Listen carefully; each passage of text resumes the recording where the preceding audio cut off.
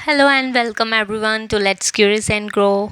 तो स्टार्ट करते हैं आज का टॉपिक अगेन। आई होप आपने पीछे के टॉपिक्स सुन लिए होंगे और उनसे कुछ एक नोट्स भी बनाए होंगे। और जो चीज़ मैंने आपको कमेंट करने के लिए बोली थी कि आप मुझे इस इमेज का नेम बताएं, that which particular insect is this, वो भी आपने किया होगा। So let's start with the next topic, vision in insects, vision in arthropods और विज़न इन इंसेक्ट्स। सो विज़न स्टार्ट करने से पहले हम बात करते हैं कि ये विज़न जो है वो एक्चुअल में होता क्या है। विज़न आप सबको पता है कि एक तरह से एक एबिलिटी होती है जो लाइट के पैटर्न्स को डिटेक्ट करती है और हमें एनवायरनमेंट में जो भी चीज़ है उसको इमेजेस में इंटरप्ट करके बताती है।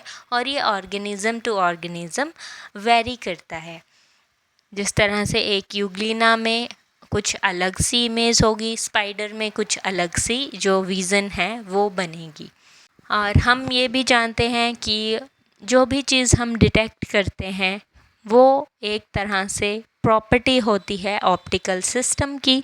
और सरप्राइज़ होगा आपको ये जान के कि जो 96% जो लिविंग स्पीसीज़ हैं उनमें ऑप्टिकल सिस्टम जो है वो डेवलप्ड है पूरी तरह से। मीन्स 96% लिविंग स्पीसीज़ जो हैं वो ऑलमोस्ट सब कुछ जो है वो देख पाती हैं, विज़न कर पाती हैं। सो इस सिस्टम को आप basically basic light processing unit भी कह देते हैं ऑफ एन ऑप्टिकल सिस्टम, जिसे कहा जाता है फोटो रिसेप्टर। फोटो रिसेप्टर्स आपके बेसिकली होते क्या हैं? फोटो रिसेप्टर्स आपके होते हैं फॉर्मिंग एन ऑर्गन, जो किसी एक पर्टिकुलर ऑर्गन को बनाते हैं। That is here we use the term eye. Arthropods की अगर हम बात करें, क्योंकि आज हम ऑर्थ्रोपोड्स का ही जो है विज़न पढ़ने वाले हैं, ये हमारा फुल टॉपिक है आज का। सो ऑर्थ्रोपोड्स में जो विज़न होता है, जो आइज़ होती हैं, आइज़ का जो ऑर्गन है, जो आई हमारा जो ऑर्गन है वो दो तरह की आइज़ को जो है वो कंसिस्ट करता है ऑर्थ्रोपोड्स में, on the basis of their structure and their complexity. So हम बात करते हैं आर्थ्रोपोड्स आइज़ की। आर्थ्रोपोडा की जो आइज़ होती हैं वो बेसिकली दो तरह की आपको देखने को मिलेंगी, simple eyes and second one are compound eyes. जो सिंपल आइज़ हैं they will divided into further two categories. Number one is dorsal ocelli and second one is stemata. And compound eye जो है वो आगे किसी भी फॉर्म में जो है वो डाइवर्सिफाई नहीं है या इसकी कोई भी सब टाइप्स नहीं आपको देखने को मिलती। सो हम आज स्टार्ट करते हैं दैट व्हाट आर डोर्सल ओसिलाइज। ये जो सिंपल आइज होती हैं इसमें फर्स्ट टाइप डोर्सल ओसिलाई जो है ये होती क्या है एक्चुअली। डोर्सल ओसिलाइज आपके एक तरह से लाइट सेंसिटिव ऑर्गन्स होते हैं और ये बेसिकली आपको फ्रंटल डोर्सल साइड पे ही मिलेंगे, हेड के बिल्कुल साथ में। और ये कंपाउंड आइज़ अपने साथ में कंटेन करते हैं, जो basically single large aperture lens जो है वो फॉर्म करती है, या एक अकेला जो है लेंस इनके पास जो रहता है। और ये लेंस आपका दो चीज़ों में या दो पार्ट्स में बटा होता है। एक होता है लेंस का एलिमेंट जिसको आप कॉर्निया बोल देते हैं, और दूसरी होती है फोटो रिसेप्टर सेल्स की लेयर, जिसमें जो है इस फोटो रिसेप्टर सेल्स का काम रहता है किसी पर्टिकुलर इमेज की जो वर्चुअल इमेज है उसको ट्रांसमिट करना और नर्व इम्पल्स के थ्रू और ऑप्टिक नर्व्स के थ्रू उसे ब्रेन तक भेजना। सो ये काम रहता है आपके डोर्सल ओसिलाई का। और ये जो ओसिलाई होते हैं बेसिकली आपके ये इमेज नहीं बना सकते, क्योंकि इनके पास किसी भी ऑब्जेक्ट को रिकॉग्नाइज पहचानने की जो शक्ति होती है वो नहीं होती। बट वो क्या कर सकते हैं? सेंस कर सकते हैं। सेंस मीन्स उन्हें ये आभास हो जाता है कि कितनी वाइड रेंज में, कितनी दूरी पे, कितने वेवलेंथ पे जो है वो लाइट की सेंसिटिविटी जो है वो चेंज हो रही है। तो ओसिलाई खुद एक इमेज कभी नहीं बना सकते। क्यों नहीं बना सकते? क्योंकि वो किसी ऑब्जेक्ट को, पर्टिकुलर ऑब्जेक्ट को, उसकी इमेज को याद रखने में, पहचानने में जो है वो सक्षम नहीं होते।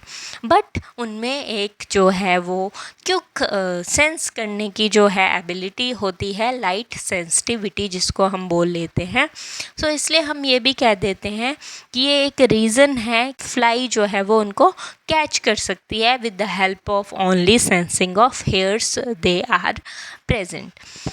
नेक्स्ट बात आती है आपके जो लेटरल ओसिलाई होते हैं। लेटरल ओसिलाई जो होते हैं वो भी आपके एडल्ट इंसेक्ट्स में पाए जाते हैं। बेसिकली उनमें जो ये भी लाइट सेंसिटिव टाइप के होते हैं और इनमें जो है वो किसी पर्टिकुलर ऑर्गन इंसेक्ट की जो मूवमेंट है उसको डिटेक्ट करने में, उसको पहचानने में इनके पास एक कैपेबिलिटी जो है वो ऑलरेडी फॉर्म होती है।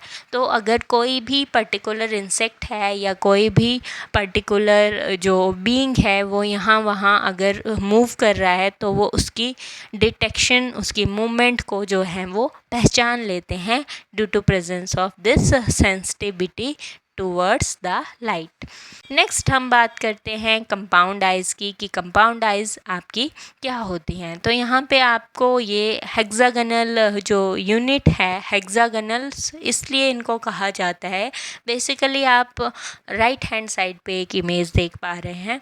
इनकी अगर आप साइड्स काउंट करें so it is a benzene like structure जो बेसिकली केमिस्ट्री समझते हैं। तो 1, 2, 3, 4, 5 and 6 sides are there. That's why they are called the hexagon. Hexagon contains of 6 sides. अब ये जो 6 साइड्स हैं ये मल्टीपल हैं, multiple hexagon structures are present here, जिनको फेसेट बोल देते हैं या ओमेटिडियम बोल देते हैं।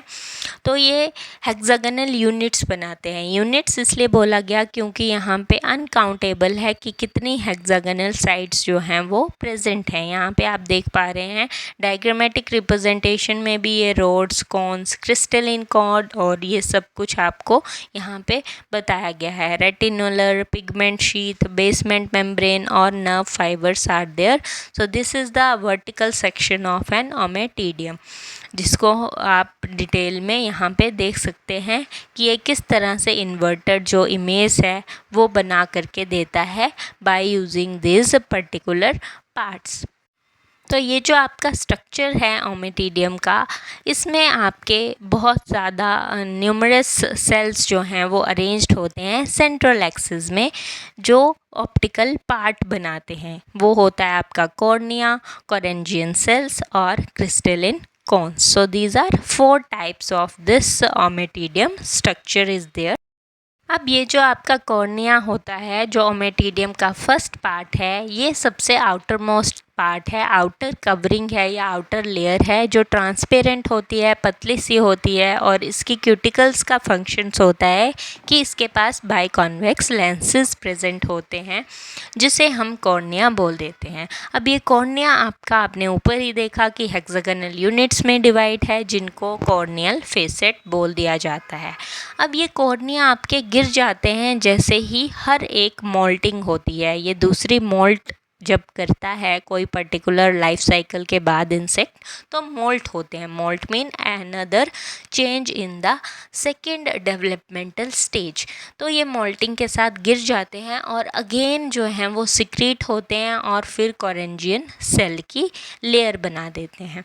मीन्स कॉर्निया रिमूव हो गया, उसके बाद आ गए आपके कोरेंजियन सेल्स। कोरेंजियन सेल्स के नीचे बाइकॉन्वेक्स लेंस प्रेजेंट होते हैं, जो पेयर्स में होते हैं, 2 इन नंबर, और ये मॉडिफाइड होते हैं आपके आगे एपिडर्मल सेल्स में।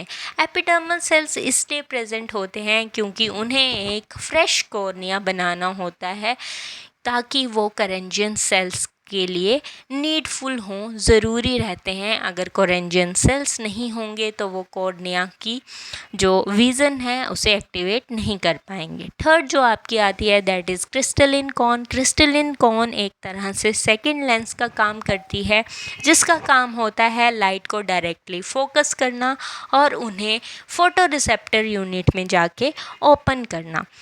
और ये आपकी 4 से 6 जो वर्टिसिला होते हैं, जिनको बेसिकली आप कॉर्न सेल्स बोल देते हो, उन्हें ये नरिशमेंट प्रोवाइड करता है।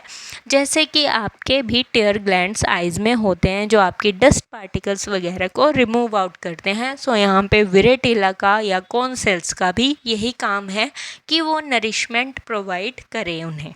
These are the diagrams. You can see clearly the corneal lens. Crystalline cone is here that is showing. हम नेक्स्ट पार्ट की बात करें, उसका नाम रहता है आपका रैमडोम। रैमडोम का जो स्ट्रक्चर है that is elongated. You can see here it is elongated structure consist of the cylindrical photoreceptors. ये cylindrical टाइप के photoreceptors आपको देखने को मिल रहे हैं जो लाइट्स को रिसीव कर रहे हैं, क्योंकि एरोज आपके अंदर वाली साइड को आपको दिख रहे हैं कि वो अंदर की साइड को इंडिकेट कर रहे हैं, क्योंकि वो लाइट को अंदर लेके आ रहे हैं। फिर उन्हें कन्वर्ट कर रहे हैं फोटोन एनर्जी में और इलेक्ट्रिकल एनर्जी में, ताकि इमेज जो है वो बन पाए उनकी आइज़ में, उनके कॉर्निया में। नेक्स्ट जो है वो रेटिनल सेल्स होते हैं। रेटिनल सेल्स जो हैं वो ग्रुप में होते हैं और 7 होते हैं स्ट्रक्चर में, 7 इलोंगेटेड सेल्स जो फोटो रिसेप्टर यूनिट्स के सराउंड्स में प्रेजेंट होते हैं। मींस उनके आसपास फोटो रिसेप्टर यूनिट्स जो हैं वो घिरी हुई होती हैं, प्रेजेंट होती हैं। और जैसा कि हम ऊपर पढ़ ही चुके कि रैमडोम का काम है इन्हें न्यूट्रिशन प्रोवाइड करना। नेक्स्ट अगर हम पार्ट की बात करें that is basement membrane. Basement membrane का काम रहता है रेटिनल सेल्स और उनकी मेम्ब्रेन को एक्सटेंड करना, बढ़ाना, एक्सॉन्स के साइज़ को बढ़ाना, इंक्रीज़ करना। जो बंडल में प्रेजेंट होते हैं एक्सॉन्स, और ये 7 से 8 होते हैं बेसिकली नंबर में, इनका काम होता है न्यूरॉन्स के साथ ऑप्टिक गैंग्लियंस को कनेक्ट करना। अब ये अगर कनेक्शन नहीं होगा तो ऑप्टिक नर्व के थ्रू ब्रेन को सिग्नल पहुंचेगा ही नहीं। That's why they are important. और ये एक तरह से रिसेप्टर रीजन रहते हैं आई का, तो इनका मेन काम जो है यहाँ पे ये है। नेक्स्ट आपका पार्ट आता है क्रोमेटोफोर्स का। क्रोमेटोफोर्स बेसिकली पिगमेंट्स होते हैं या पिगमेंटेड सेल्स होते हैं, जिनको हम आइरिस बोल सकते हैं, रेटिनल पिगमेंट बोल सकते हैं। इनका मेन काम जो रहता है ओमेटेडियम को सेपरेट करना, ओमेटेडियम को सेपरेट करना ताकि पिगमेंट श्रिंक हो, एक्सपेंड हो, मींस इंक्रीज़ करें अपना साइज़ या डिक्रीज़ करें। अगर वो इंक्रीज़ या डिक्रीज़ नहीं करेंगे, अगर वो श्रिंक और एक्सपेंड नहीं होंगे, तो लाइट की इंटेंसिटी कम ज़्यादा नहीं होगी। तो इस तरह से इमेज जो हैं वो फॉर्म नहीं हो पाएंगी अलग अलग स्लाइड्स के थ्रू। तो इनका क्रोमेटोफोर्स का काम यही रहता है कि ये पिगमेंट्स को अपने अकॉर्डिंग, लाइट इंटेंसिटी के अकॉर्डिंग कम ज़्यादा करने में हेल्प करते हैं। सो it is a pigment cells are here showing, rhamdome are here showing, they are in the form of bundles of microvilli, they are tube-like structures, nerve fibers are there, you can see clearly through these diagrams। तो यहाँ पे इस तरह का कुछ vision जो है insects को देखने को मिलता है। अब बात करते हैं कि इनकी एडवांटेजेस और डिसएडवांटेजेस क्या हैं। कंपाउंड आई अगर हो तो उसका क्या यूज़ है, और अगर वो है भी तो उसकी डिसएडवांटेजेस क्या हैं। So due to the presence of this convex corneal surface it results in the wide view. ये काफ़ी ज़्यादा हद तक बड़ी इमेज दिखाने में हेल्प करती हैं, जिनकी जो डिग्रीज़ है 300 तक एक्सपेंड है। अब ये हर एक मूवमेंट को डिटेक्ट कर लेते हैं बहुत ईजिली, क्योंकि ये जो है कंपाउंड आइज उसमें रिस्पॉन्ड कर लेती हैं बहुत जल्दी, क्योंकि इनमें एक हाई फ्लिकर फ्यूज़न फ्रीक्वेंसी जो है वो प्रेजेंट होती है। So these are the advantages. क्योंकि इनका साइज़ भी उसी के अकॉर्डिंग बना हुआ है, तो ये बहुत ज़्यादा वाइड इमेजेस जो हैं वो बनाती हैं, जिससे हमें हर कुछ डिटेक्ट जो है वो बहुत ईजिली हो जाता है। अब ये आपको भी पता ही है, अगर आप किसी एक पर्टिकुलर चीज़ को बहुत क्लियरली देख पा रहे हैं और बड़ी इमेज में देख पा रहे हैं, बड़ी स्क्रीन पे देख पा रहे हैं, तो आपको उसको दूर से भी खड़े रह के देखना जो है वो काफ़ी इजी लगेगा। उसी तरह से कंपाउंड आइज़ का काम भी है कि ये वाइड व्यू बनाती हैं, जिससे काफ़ी ज़्यादा जो है वो हेल्प मिलती है। सेकंड बात करते हैं हम डिसएडवांटेजेस कंपाउंड आइज़ की कैसी रहती हैं। डिसएडवांटेजेस ये हैं कि इमेज इतनी ज़्यादा क्लियरर नहीं होती। ऐसा लगता है जैसे वुडन लॉग में ये प्रेजेंट है। बेसिकली बहुत सारे स्पेसेस आ जाते हैं जो हॉरिजॉन्टल वुडन बार की तरह काम करते हैं। That is not a particularly clear image.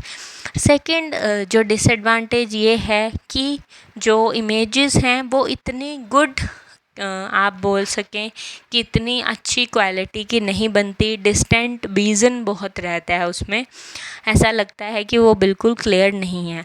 Poor resolving power रहती है क्योंकि न्यूमरस स्मॉल साइज़ के लेंसेज जो हैं इसमें प्रेजेंट रहते हैं। तो एक तरह से बड़ी इमेज तो वो बना देते हैं, पर एक तरह से डिटेल पिक्चर नहीं बना पाते। जैसे एक ह्यूमन आइज़ जो है वो डिटेल पिक्चर बना लेती है। डिटेल पिक्चर मीन हर एक कलर को नोट करना, छोटी से छोटी चीज़, बड़ी से बड़ी चीज़ को वो नोट कर पाती हैं ह्यूमन आइज़, वो ये नहीं कर पाती। सो this is the particular disadvantages कि बड़ी वाइड इमेज बना देने से मतलब ये नहीं है कि वो उतनी क्लियर भी होगी, उसमें उतनी डिटेल पिक्चर को करने का व्यू भी होगा। वो सिर्फ एक वाइड इमेज बनाती हैं कंपाउंड आइज़, पर उसे क्लियरली डिटेल्ड फॉर्म में अपेयर नहीं कर पाती। So I hope you understand this particular topic, the vision in arthropods. And if you are new to my channel, please subscribe to it and stay tuned with me. I will catch you later in the next video. Thanks for your attention. Thank you so much.